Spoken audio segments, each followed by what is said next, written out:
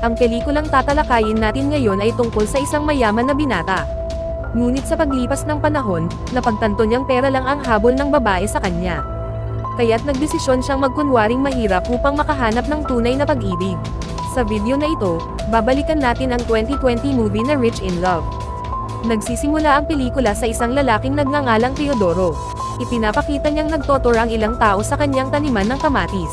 Siya ang may-ari ng isang matagumpay at kilalang kumpanya ng tomato ketchup. Mahal siya ng lahat at kilala rin bilang hari ng kamatis. Habang ipinagmamalaki niya ang kalidad ng kanilang produkto, binanggit niya ang isang bagong kampanyang sinimulan ng kanyang anak. Pagkabukas niya ng isang pinto, lumantad ang isang fountain ng tomato sauce, at sa gitna nito, ang kanyang anak na si Tito, kasalukuyang nakikipagpalakpakan sa isang babae. Bumalik ang eksena sa nakaraan. Nagising si Tito sa kama katabi ang isang babaeng hindi niya matandaan ang pangalan. Hinanap niya ito sa wallet ng babae, at saka bumaba upang kumain ng almusal kasama ang kanyang ama. Tinanong siya ng ama kung si Leila ba iyon kagabi. Hindi po, si Ana, sagot ni Tito. Sa kabilang banda, ipinakikilala si Paula, isang masipag at ambisyosang estudyante ng medisina na nakatira sa Rio de Janeiro kasama ang kanyang mga kaibigang sina Racia at Katya. Gigisingan niya ang mga ito para maghanda sa kanilang internship. Nagrereklamo si Katya dahil may bridal shower siya mamaya, pero pumayag pa rin silang sumama. Niloloko rin nila si Paula tungkol kay Dr. Victor, na tila may paghanga sa kanya. Samantala, si Igor ay pumunta na sa kwarto ni Tito upang gisingin si Ana at ihatid ito. Sa ibaba, pinagsabihan ni Teodoro si Tito na magpakalalaki at makipagkita sa kanya sa opisina para pag-usapan ang kaarawan nito. Sa ospital, pinuri ni Dr. Victor ang case report ni Paula at inalok siyang tumulong sa operasyon. Pumayag si Paula, ngunit kalaunan ay nadismaya siya nang lumantad ang tunay na motibo ng doktor, nagkakagusto ito sa kanya. Umalis siyang nakahiya at ikinwento ito sa kanyang mga kaibigan sa terminal. Dito niya binigyang diin na nais niyang makilala dahil sa kanyang kakayahan, hindi sa favoritism. Samantala, nagre-relax si Tito sa pool. Nagaya siya kay Igor na makipagbuno sa isang pastahan, kung sino ang matalo ay susunod sa gusto ng isa. Nanalo si Tito, kaya't isinama niya si Igor upang mamili ng regalo para sa kanyang kaarawan. Habang test drive nila ang isang mamahaling sasakyan, nadaanan nila ang bus ni Paula papuntang Tomato Festival. Tinuwanan nila ang mga mayayamang bata sa mamahaling kotse. Pagkatapos, nahuli si Tito sa overspeeding. Sa halip na tikitin, hinawakan siya ng pulis sa katawan at pinakawalan kapalit ng pag-imbite sa birthday party niya. Nang puntahan nila si Teodoro, pinilit ni Tito na ibili siya ng kotse, ngunit imbes ay inalok siya ng trabaho sa kumpanya. Tinawag ni Teodoro si Monique, isang executive, ngunit inakalang assistant lang siya ni Tito at pinaghain pa ng tubig. Ipinaalala ni Teodoro na si Monique ang magtuturo sa kanya ng lahat. Habang tinuturuan siya ni Monique, patuloy siyang nagbibiro kasama si Igor. Nang mabwisit si Monique, tinanong ni Tito kung galit ba ito dahil may nangyari sa kanila dati. Niyaya pa niya itong dumaan sa suite mamaya para mag-celebrate. Pinag-rollan lang siya ng mata ni Monique. Kinagabihan, idinaos ang Festa do Tomat, isang electronic at country music festival. Doon ipinagdiwang ni Tito ang kanyang kaarawan, habang si Katya naman ay ginanap ang bridal party. Pagdating ni Igor sa venue, hindi siya pinapasok dahil wala sa listahan. Tinawagan niya si Tito at pinapasok din siya kalaunan. Nay na si Igor dahil nakalimutan siya, pero sinorpresa siya ni Tito, inandog nito si Selma. Ang crush ni Igor, ngunit laking sama ng loob ni Igor nang si Tito ang halikan ni Selma. Umalis si Igor at sinundan siya ni Tito. Ipinaliwanag ni Tito na hindi niya kasalanan kung may gusto sa kanya ang babae. Ngunit sinabi ni Igor na siya lang ang tunay na kaibigan ni Tito, ang iba, nariyan lang dahil sa yaman niya. Sa puntong iyon, tinanggal ni Tito ang name tag at mamahaling jacket. Gusto niyang patunayan na hindi niya kailangan ang kanyang pangalan o kayamanan upang makilala. Nakisaya siya sa tomato fight kasama ang mga tao. Dito niya hindi sinasadyang nabato ng kamatis si Paula. Hinarap siya ni Paula pero agad ding napalingon sa mga kaibigan na minomolestya ng tatlong lalaki. Tinangka niya itong pigilan pero hinawakan siya ng isa. Tumulong si Tito ngunit nabugbog siya. Nang makilala ng mga lalaki si Tito, agad silang umalis. Aynal-alayan siya ni Paula at ng kanyang mga kaibigan. Habang nagrereklamo si Tito sa sakit ng kanyang ilong, sinabihan siya ni Paula na huminahon at inayos ang ilong nito. Nang tanungin niya kung ganti ba iyon dahil sa kamatis, sumagot si Paula na mas galit siya sa taong nakaisip na gamitin ang pagkain sa ganitong paraan imbes na tumulong sa mga nagugutom. Inanyayahan ni Tito si Paula sa greenhouse para makapaghilamos ito. Dito, nagsinungaling si Tito at sinabing anak siya ng tagapag-alaga ng taniman. Napansin niyang hindi ito naaaliw sa mayayamang inaabuso ang pribilehiyo. Tinangkang halikan ni Tito si Paula at yayain sa date, pero magalang siyang tinanggihan nito.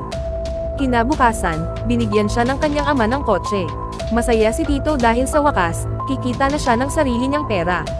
Sinundan niya si Igor para humingi ng tawad at imungkahi ang isang plano, magpalitan sila ng pagkakakilanlan habang nag-a-apply sa trainee program ng kumpanya.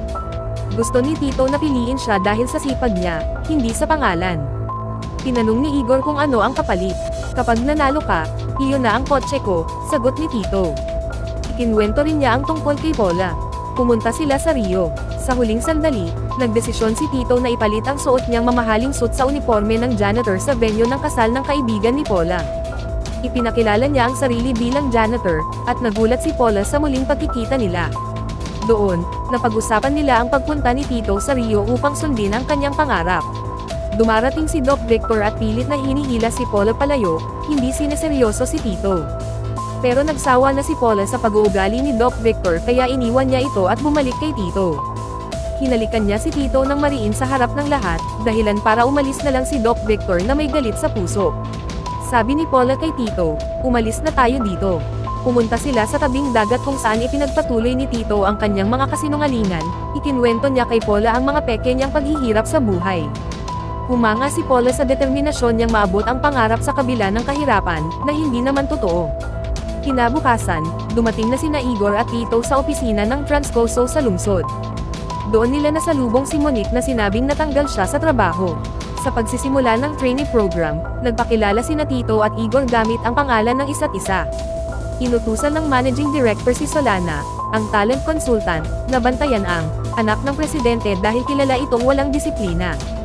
Habang masigasig na nagtatrabaho si Igor, si Tito naman ay hirap sa mga simpleng utos ni Alana, gaya ng paggawa ng kape at pagprint ng mga dokumento. Dahil sa kalituhan, pinuntahan niya si Monique para humingi ng tulong. Pumayag si Monique na makipagkita, at pinuntahan ni Tito ang bahay nito sa isang mahirap na komunidad. Agaw pansin si Tito sa lugar dahil sa mahal niyang sasakyan at kilos na halatang mayaman. Sa bahay ni Monique, nakiusap siyang tulungan. Siya ni Monique na makuha ang posisyon sa pamamagitan ng sariling pagsisikap at hindi dahil sa koneksyon. Sagot ni Monique, mataas ang kanyang bayad. Pero ayaw ni Tito humingi ng pera sa ama niya. Sabi ni Monique, mas mahalaga ang makakain, makahanap ng trabaho, at mapagamot ang kapatid niyang may sakit. Dahil dito, pinakiusapan ni Tito si Paula na tignan ang kapatid ni Monique. Pumayag si Paula at sinabing may hinala siya kung anong sakit meron ito, pero kailangan ng laboratory tests. Nang humingi ng gamot si Monique, inamin ni Paula na hindi pa siya ganap na doktor. Dahil dito, pinagalitan ni Monique si Tito sa labas.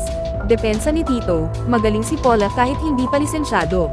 Nangako siyang ibibigay ang sasakyan niya kay Monique kung tutulungan siya nito sa Transcoso, kung hindi, ibibigay niya ito kay Igor. Dumating si Paula at ibinalitang na ipagpa-appointment na niya ang kapatid ni Monique sa ospital. Sa kanilang pag-uwi, nagpasalamat si Tito kay Paula at nagyayang lumabas. Pumayag si Paula. Kinaumagahan, gin-icing ni Monique si Tito at pinagsabihang kailangan niyang maagang pumasok para magpakitang gilas. Maagang dumating si Tito sa opisina at sinubukang ayusin ang printer. Akala niya'y naging produktibo siya, pero pinagalitan siya ni Alana at pinapasira ang lahat ng kanyang pinrint. Tinuruan siya ni Monique na gumawa ng campaign na magpapatingkad sa kanya. Tinanong din niya kung paano niya mapapabilim si Paula kahit puno ng kasinungalingan ang kwento niya. Tinulungan siya ni Monique, pati pagsasayaw ay tinuruan siya para sa date nila ni Paula. Nagtagumpay ang date, dinala niya si Paula sa isang maliit at masikip na kwarto na kunwaring kanya. Doon sila nagpalipas ng gabi. Kinabukasan, masaya si Tito at ramdam niyang masaya siya sa piling ni Paula. Sa meeting, ipinresenta ni Tito ang kanyang campaign idea, isang fountain ng tomato sauce. Tinuwanan siya ni Alana at mas pinaburan ang idea ni Igor na isang tomato mascot. Pero nagustuhan din ng managing director ang idea ni Tito, kaya't parehong proyekto ang pinayagang ituloy. Kinagabihan, inimbitahan ni Alana si Igor sa bahay niya, at doon ay naging romantiko ang kanilang samahan. Samantala, si Tito at Paula ay mas lalo pang naging malapit. Kinabukasan, napag-alitan si Tito ni Alana dahil sa pagiging late. Ipinakita naman ni Igor ang prototype ng tomato fountain na ideya ni Tito. Naisipan ni Tito kung paano siya makakadalo sa parehong graduation party ni Paula at business meeting kasama ang ama niya, magkasabay ang mga ito pero magkalapit lang. Paulit-ulit siyang nagpapalit ng damit at tumatakbo sa pagitan ng dalawang event.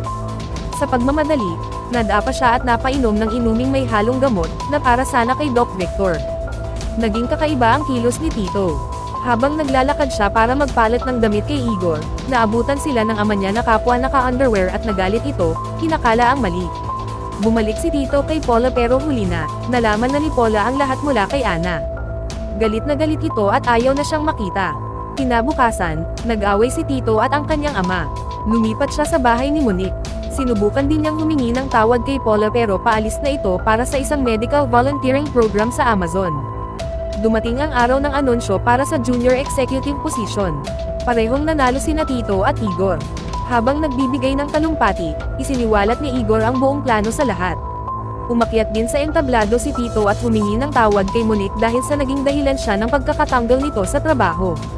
Hinabol sila ni Alana para humingi ng paliwanag, at inamin nitong tunay na nahulog ang loob niya kay Igor, hindi sa pera nito. Samantala, problemado si Tito, dahil ipinangako niya ang kotse niya pareho kina Igor at Monique. Kaya't nagdesisyon siyang ibenta ito at gamitin ang pera para simulan ng isang proyekto kasama sila. Makaraan ng isang taon, bumalik si Tito sa bahay ni Monique at binigyan siya ng sorpresang birthday party. May mga kaibigan na siya sa komunidad at nagkabati na sila ng kanyang ama. Dumating din si Paula. Nalaman niyang may proyekto si Tito, ipinakita ni Tito ang kanyang proyekto, isang rooftop farming initiative kung saan maaaring magtanim ng organic tomatoes ang mga residente para kumita ng dagdag. Masayang masaya si Paula. Nagpasalamat si Tito sa kanya dahil siya ang dahilan kung bakit natutunan niyang mamuhay ng totoo. Naghahalikan sila habang lumalayo ang kamera at ipinapakita ang mga rooftop na puno ng tanim. Dito nagtatapos ang pelikula. Paki-subscribe po. Dahil ang bawat subscriber ay inspirasyon ko para magpatuloy.